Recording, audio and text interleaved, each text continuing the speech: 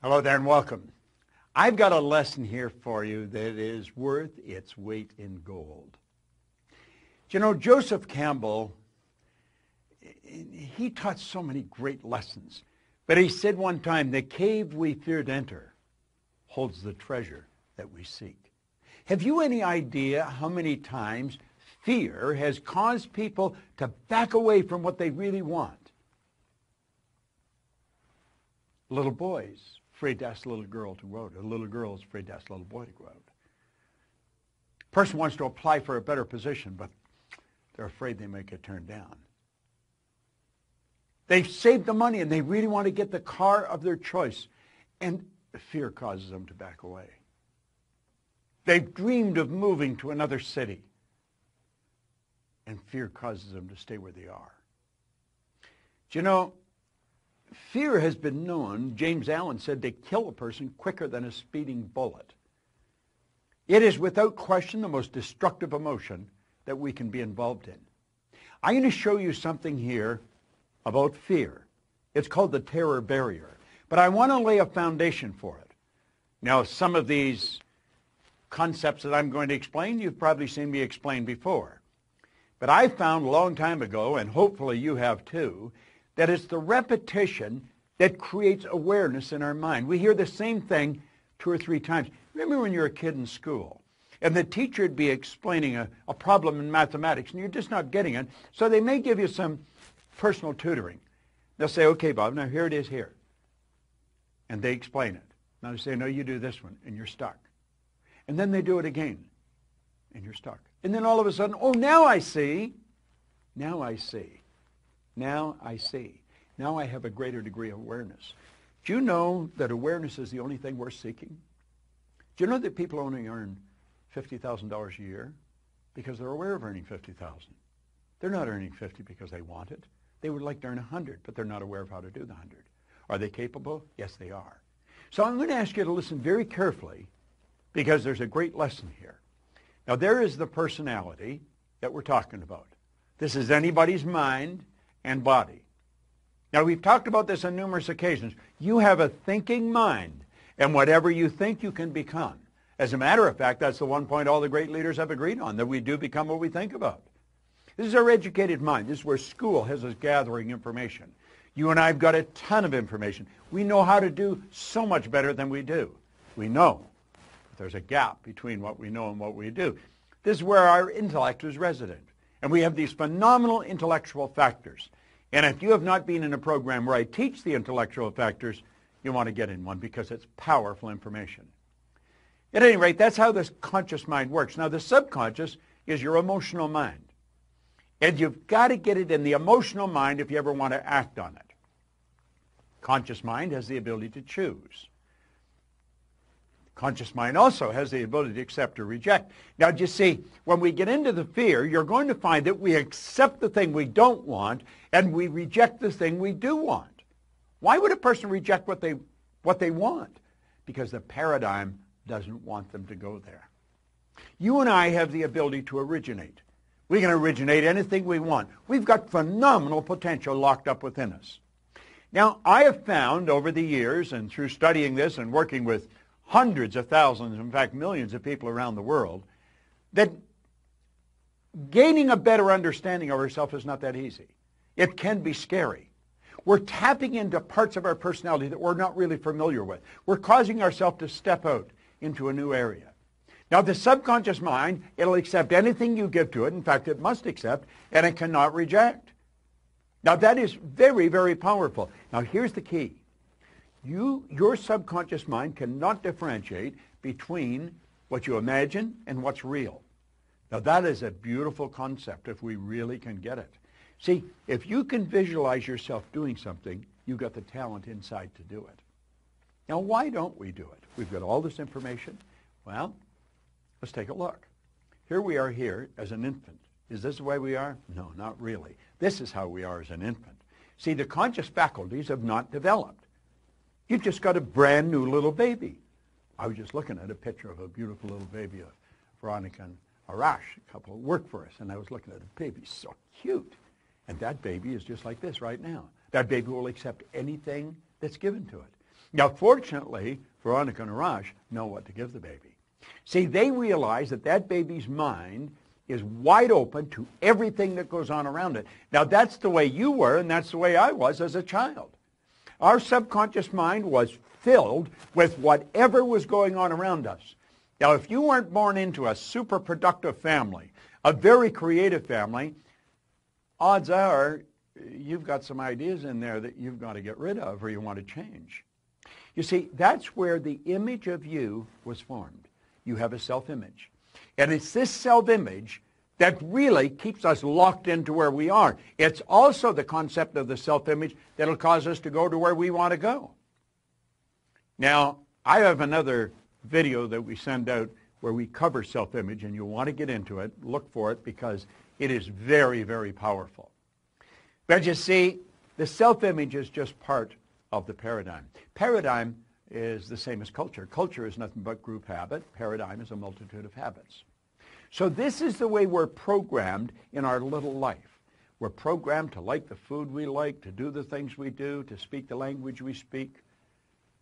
Our perception is controlled in this area at a very early age. So here we are now, today, and we are getting inundated with information, and we have a reasoning factor. That's one of our intellectual factors, what gives us the ability to think. We have the ability with our thinking mind to reject everything we don't want to hear. Now, if the information that's coming at us is not good information, if it's not creative information, we should just tell it to get out of town, get lost. But we don't do that. Why don't we just say, get out of here, turn it off, originate good information? Because we don't. Because we're programmed to live like this. And you'd say, well, this is absurd. People don't go around like this. Well, unfortunately, they do. Now, don't take my word for it. Start paying attention to the people around you. Start listening to the conversation. I call it the chatter of the masses. There's noise. That's what words are, noise. There's no brilliant concepts being discussed. You'll find one or two people off in a corner, and they're into something really creative. But the average person's not. Now, we are programmed to live the way we're living, and that's rather sad. Here's the concept here. We point out school gave us valuable knowledge. However, school never taught us how to alter the old paradigms. Therefore, we frequently don't do what we already know how to do. Now, I've talked about this on many occasions. You're going to find people with superior knowledge. They may graduate right at the top of their class, and they may ace all of their exams. They are smart. They've got degrees coming off the end of their yin-yang. I mean, they are brilliant people. But their results, they're not a reflection of how smart they are. Now, for many, many years, that really puzzled me. I thought, how can they be so smart and get such terrible results, like appear so stupid? Well, it wasn't stupid, it wasn't smart, it was paradigms. You see, the person that's got the superior knowledge and the inferior results, those people are very confused.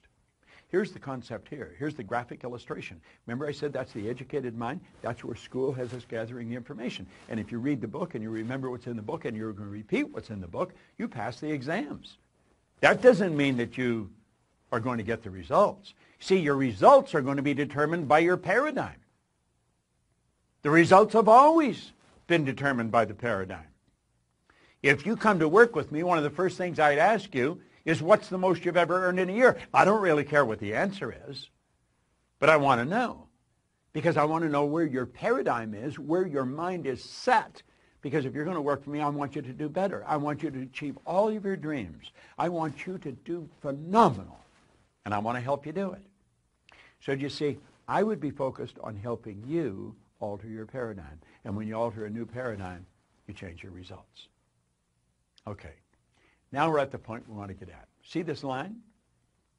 That's called the terror barrier. Yeah, jumping at you, isn't it? And on the other side of the terror barrier is something we call freedom. And you know, very few people get through that terror barrier. It's rather sad. Freedom is available to everyone. There isn't anyone that cannot live the way they want to live. See? Why don't they? Why don't they? They don't know. And they don't even know they don't know. Now I'm going to show you why people experience buyer's remorse when they buy something they really want, and then they back away, or they go to move and they don't. They go to change jobs and they don't. They go to move to another city and they don't. Why? Fear causes them to stay where they are. There's the individual. The X represents the unknown factor, the paradigm. Now, there's a power flowing into this individual's mind, and they can make anything out of it they want. Remember we said we had the ability to choose? What do they choose? They choose thoughts that are in harmony with the paradigm. Now, here's an important point. The paradigm controls the vibration of this thing we call our body. Our body is a molecular instrument. That's really what it is. It's a mass of molecules and a very high speed of vibration. The vibration that the body's in on a conscious level we call feeling. When a person says they feel this way or they feel that way, what they're really doing is describing the vibration they're in. Now, they choose thoughts that harmonize with the vibration they're in so they feel comfortable. They may not like the results, but they're comfortable. Now, let's move ahead. Let's take a look here. Those people are getting X-type results and they don't like it. Do you know what the problem with them? They're in bondage. These people are locked up. Do you know, paradigm is like keeping a person in a prison, only there's no locks on the door. They can open the prison and walk out into freedom anytime they want, and they don't. They keep getting the same results over and over and over again. They're in bondage. Now, let's go ahead. Here's the same person. X-type conditioning, X-type vibration. The power's flowing into them. And for some strange reason from left field, boom, in comes a Y-type idea. What is a Y-type idea? The Y-type idea represents anything that you might want to do that you're not doing. It might be move to another city, change jobs, sell the house, buy the farm, whatever it may be. Ask the little girl for the date. Ask the guy to go to lunch. Go make the sale. Buy what you want. Go where you want to go. That's the Y idea. But as long as the Y idea is just in the conscious mind, it's just going to be an intellectual exercise. It's never going to happen. So how do we make it happen? Well, that's when everything goes haywire. Here we are here. Same person. Okay? The power flows in. And what do? They got the Y-type idea. Now, for some strange reason, they know that they've got to get emotionally involved if they're going to act on that idea. They don't understand what's going to happen, but clearly understand this. Your central nervous system is the most complex electrical system in the universe. The central nervous system is mind-boggling. It would make the electrical system in a supercomputer look like a toy. Now, the second you take the idea from your intellect and impress it upon the subjective mind, that's when all hell breaks loose. Because the body moves in to an XY vibration. It's not in the X vibration, not the one that we're comfortable with. May not like the results, but we're comfortable. No, on a conscious level, everything's going crazy. On a conscious level, we experience doubt. The doubt turns into an emotion called fear, and that fear is expressed through the body as anxiety. See, that person is getting emotionally involved to move ahead. Do you know what happens? They hit that terror barrier, and they bounce off it and right back into bondage. And they're so relieved to get back there. They're back where they're comfortable. They've canceled the sale. They've decided not to move. They're going to stay in the job that they don't like. At least they're comfortable. Now, that's not a very good way to live. And you know something? That's something everybody experiences if they're going to grow. You're going to hit that terror barrier. See, the terror barrier is going beyond where you're at, going to a new level. I'm going to tell you something. When I set a goal, if it doesn't scare and excite me at the same time, I know I'm going in the wrong direction. Now, I also understand that my paradigm is going to try and get me to bounce back to where I was. It doesn't want me to move ahead. I don't want to live there. I lived there for the first 26 years of my life, and for the last 50. I've had a phenomenal life. And it just keeps getting better. And I want you to do the same thing. Understand what I've just said. I'm going to back this up. They got emotionally involved in the why idea. That moved their body into a different vibration. On a conscious level, they're experiencing some crazy stuff. They start to doubt their ability. They'll never be able to pay for it. They experience fear. The fear expresses itself as anxiety. And bang, you bounce off that terror barrier, and you're right back. Oh, I might not be earning much here, but I know what it is. I would love to move there, but I'm comfortable here. I think I'll just stay here. These people are acting like they have a contract to live forever, and they don't. Do you know what to do? Say, I'm going to get rid of all that. I understand it's there, but I don't want any part of it. And I'm going to go crashing right through that terror barrier. Now, does that get rid of the X energy? No. The X energy is still there, you see. But at least you're over into freedom. You made the move. You did it. And if you continue to feed the right information into your mind, keep feeding that why idea, keep getting emotionally involved in the why idea, you're there, you're on the road. Keep doing that. You're going to find that the paradigm is going to change and it'll just all go away. And you know where you're living? In freedom. You're living where you want to live. Buyer's remorse is when you cancel the sale. Buyer's remorse is when you stop just before you buy what you really want, before you go for the thing that's going to change your life and you know it. It's not moving to the other city. It's not starting the business of your dreams. It's not stepping out and betting on yourself. That's a terror barrier that's causing that. And if you don't learn to go through the terror barrier, I'm going to tell you something. You're going to stay right where you are for the rest of your days. That's not a good place to be. What did Joseph Campbell say? So true. The cave you fear to enter holds the treasure you seek. This is such an important concept. It's a concept that everyone should understand. I want you to watch this particular video 100 times. Play it over and over and over. And if you decide to step out and bet on yourself, understand this. My company is here. Our people are here.